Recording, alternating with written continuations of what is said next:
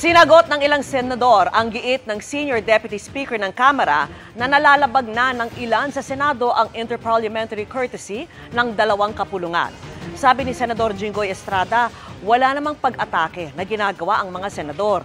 Tanong naman ni Senate Minority Leader Coco Pimentel, bakit daw kailangan pang sabihin sa title ng bagong resolution ng Kamara na inaatake ng Senado ang Kamara? Giit naman ni Senate President Zubiri, bukas siya sa pakikipag-usap sa Speaker. Pero may kalayaan daw ang bawat senador na magpahayag ng nararamdaman na di niya pipigilan.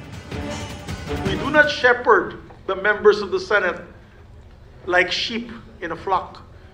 Here in the Senate, everyone is free to deliver their feelings, their advocacies, and their policies on certain issues. Hindi po natin gawaan dito sa Senado na kung ako, utusan ko kayo na ipasa ang RBH 6 in 2 weeks.